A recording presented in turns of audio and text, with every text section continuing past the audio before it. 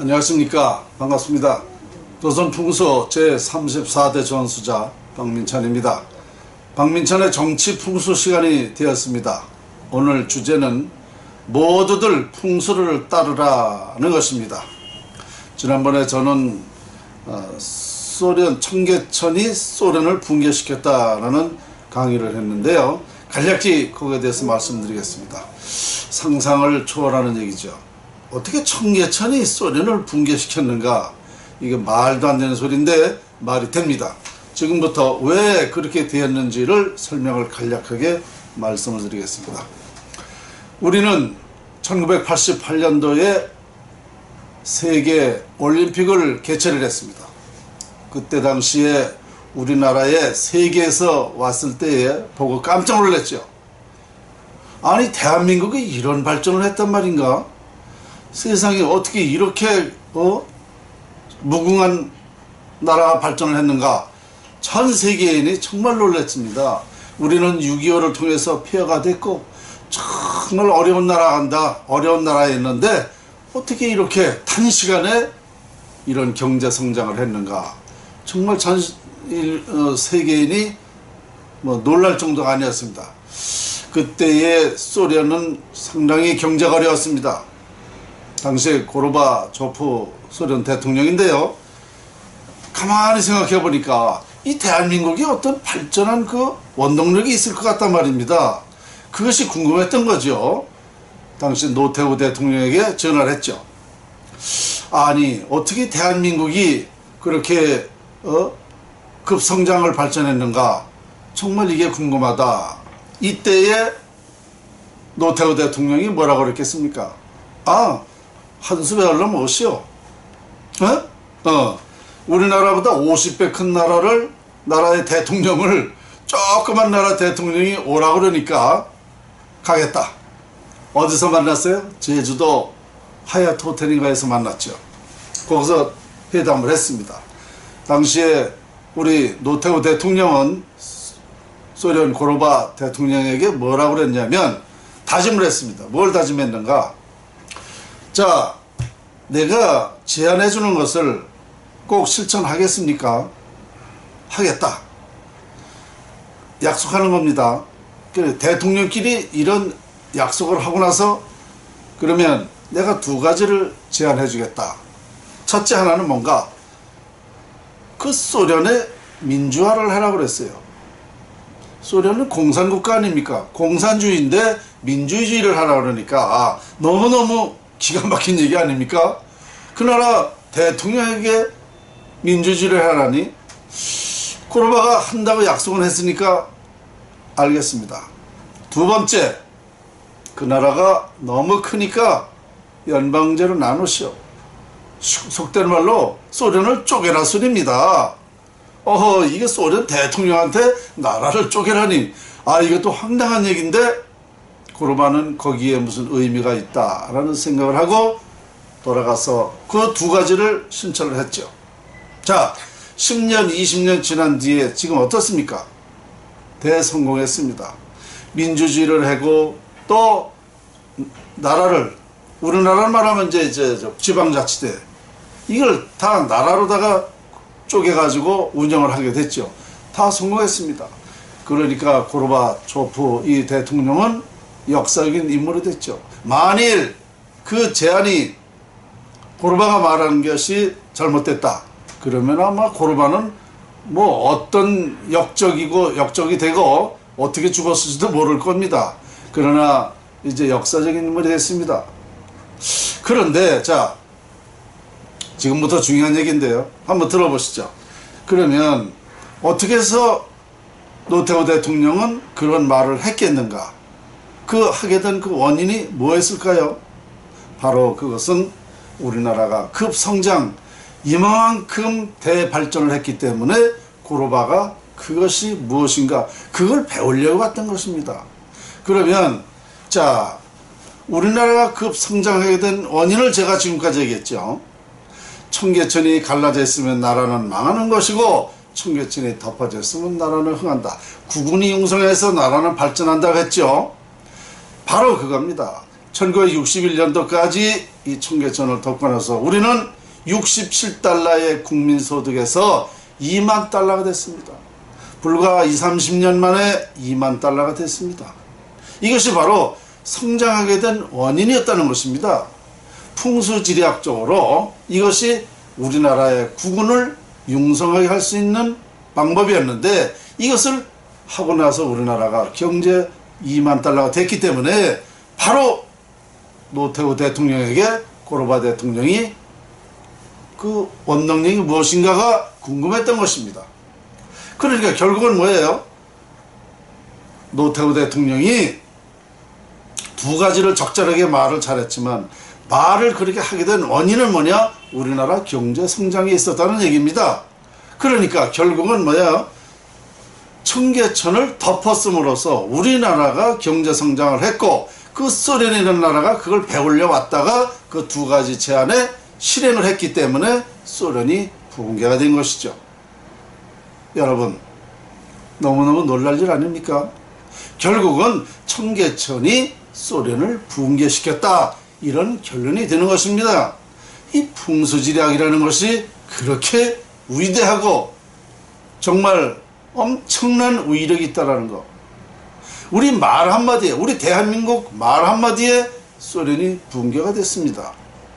이런 사실은 아무도 모르죠. 물론 이것은 풍수연구가 풍수를 완벽하게 밝혀냈기 때문에 제가 말씀드릴 수 있었던 사항입니다. 이와 같이 우리는 이 큰 세계에서 두 번째 큰 나라를 붕괴시켰다는 것은 엄청난 사실이고, 또 우리가 인정해 줘야 될 것은 무엇인가? 청계천을 인정해야 되고, 그 다음에 노태우 대통령을 인정해 줘야 됩니다. 그렇게 적절한 얘기를 결정적으로 했다는 거 아닙니까?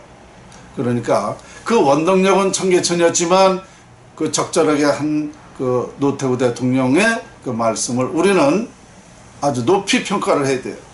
역사적으로 이것은 우리가 알아야 됩니다. 그래서 지난 시간에 이러한 말씀을 드리게 됐고요. 자, 여러분 자신 있게 말씀하십시오. 청계천이 소련을 붕괴시켰다라는 것을 아마 이제 이해가 되셨으리라 믿습니다. 자, 오늘 주제는 모두들 풍수를 따르라 하는 것입니다. 지난 9월 7일 날 국회 교섭단체 바른정당 대표연설에 주호영 원내대표가 연설을 했죠. 저는 그 연설에 감동을 받았습니다.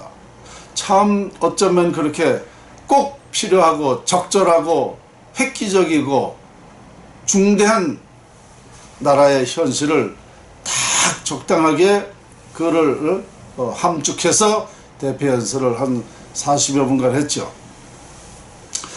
제가 들어본 그 대표연설 중에 최고였습니다. 말도 잘했지만 그 감정에 정말 그 연설 내용과 그 감정도 적당을 했고, 정말 현재 문재인 대통령이 하고 있는 일에 대해서 꼭꼭 찍어서 잘못된 것을 확실하게 짚어주는 정말 대표연설 훌륭했습니다. 저는 주호영 원내대표가 이만큼 그래도 훌륭한 사람인 줄 몰랐습니다. 저런 국회의원만 있다면 정말 아주 우리 국회가 많은 국민들에게 좋은 인정을 받을 텐데, 주호영 같은 원내대표 국회의원이 몇 명이나 되겠습니까? 제가 볼 때는 5명도 안 됩니다. 정말 저도 처음 봤으니까요. 국회의원 중에 참 이런 분이 있었구나라는 걸 처음 들었고, 중요한 것은 뭐냐? 자, 그 대표연설은 기가 막히게 아주 중대하고 필요한 것을 했어요. 그런데 가장 중요한 것은 뭐냐? 이젠 이것은 실천에 있습니다. 실천. 말로만 해서는 안 되죠. 실천이 해야죠. 그렇게 연설한 것을 국가가 실천하도록 우리 국회의원들이 다 같이 뜻을 모아서 그 집행부인 정부에, 대통령에게 이걸 실천할 수 있도록 해야 됩니다. 여야를 따지지 말고 이건 나라를 위해서 중요하고 꼭 필요한 일이기 때문에 해야 됩니다. 어떤 개인적인 생각이나 정당의 생각이나 이런 걸 가지고 이거 이런 연설을, 훌륭한 연설을, 나라의 적절한 연설을 이걸 무시하거나 실천하지 않는다면 이건 정말 국회의원으로서 자격이 없는 겁니다. 제가 그 연설을 보면서 화면으로 여러 번 이렇게 비춰졌을 때 봤는데, 송영길인가요? 송영길 국방부 장관. 나 이런 사람이 국방부 장관이라는 게 너무 한심스러웠습니다. 국방부 장관이라는 사람이 어떻게 했습니까? 그날 행동이. 이렇게 딴척 피고 있었어요. 딴 데만 쳐다보고 있었어요, 이렇게. 아니, 주호영 원내대표가 정말 심각하게 중대한 얘기를 하는데 어떻게 국무위원이라는 사람이 딴척을 피고 있어요. 화면에 계속 딴척 피는 걸 나오더라고. 저런 사람이 국방부 장관이라니. 정말. 당장 그만둬야 돼요, 저런 사람. 자세가 틀렸단 말이야, 자세가. 자기가 지정해준 대통령하고 대통령 지적을 한다 그래가지고 엉뚱한 짓을 하고 있어요?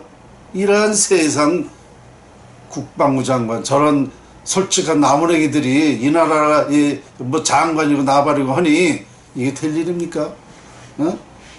참 너무 한심스러웠어요. 국방부 장관 당장 사표내야 돼요. 벌써 이게 자세가, 사람이 모든 행동은 마음에 있는 거예요. 자세에. 그 자세가 틀리면은 그거는 벌써 이미 행동으로 나타나는 겁니다. 저는 오늘 강의에서 꼭 지적을 하고 싶고요. 아까 말씀드린 대로 주호영 원내대표가 갖가지 좋은 말씀을 우리는 귀 기울이고 국민이 다 같이 동참을 해야 된다. 그러나 더 중요한 말씀은 풍수지리가로서 지금부터 말씀드리겠습니다. 자, 제 아무리 연설을 잘하고 중요한 말씀을 아무리 많이 하고 훌륭한 두뇌를 가지고 아무리 해도 소용이 없다는 것. 흥하고 망하는 것은 풍수에 있기 때문입니다. 이미 제가 밝혔듯이 청계천이 갈라졌으면 나라가 안 된다니까요. 이게 더 중요한 겁니다. 아무리 주호영 원내대표가 훌륭한 얘기를 했어도요, 그거는 아무 소용이 없어요. 이미 망하게 되어 있으면 그런 말이 다 소용이 묻히는 겁니다. 저는 국회의원 299명 다 합쳐도 이 얘기를 알 수 있는 사람이 없기 때문에 박민찬이는 국회의원 300명 이상 몫을 한다라고 저는 생각합니다. 제 얘기가 맞다면 맞는 거 아닙니까? 그렇죠? 흥하고 망하는 것이 풍수지리의 영향이라 그러면 제 말이 맞는 겁니다. 국회의원 300명 몫을 제가 하는 거예요. 다만 이걸 실천 안 하면 안 된다는 거지. 박민찬이가 아무리 혼자 하려고 해도 안 돼요. 국민이 동참하고 대통령이 협조하고 이렇게 해서 정말 국군이 융성할 수 있는 방법론을 우리는 지금 해야 된다는 얘기입니다. 풍수, 즉 자연활용법이 현실에 가장 중요하다는 것을 알아야 됩니다. 저는 요즘에 청계천 무궁화 심기 추진회를 지금 설립하고 있습니다. 그 조직을 지금 꾸미고 있습니다. 이미 비영리 단체로 2년 전에 등록을 했고 했는데 이제 본격적으로 지금 시작을 하고 있습니다. 다음 시간에 그 조직표와 또 어떻게 이것을 하겠다라는 것을 다음 시간에 제가 다시 한번 구체적으로 말씀드리도록 하고요. 어쨌든 여러분들이 제 얘기가 이거 참 중요한 얘기다. 그리고 이게 나라만 위해서 중요한 게 아니라 여러분들도 그 많은 희노애락이 있을 것입니다. 여러분들이 고통스러운 일도 있을 테고 답답한 일도 있을 테고 또 부자가 더 큰 부자 되게 할 수 있는 그런 욕심도 있고 다 있어요. 이것을 풍수지리학에서 여러분들을 다 풀어줄 수 있다는 거. 같이 참여하시면 다 같이 혜택을 볼 수 있다는 거. 여러분들이 그렇게 이해를 하시기 바라면서 오늘 강의 여기서 마치겠습니다.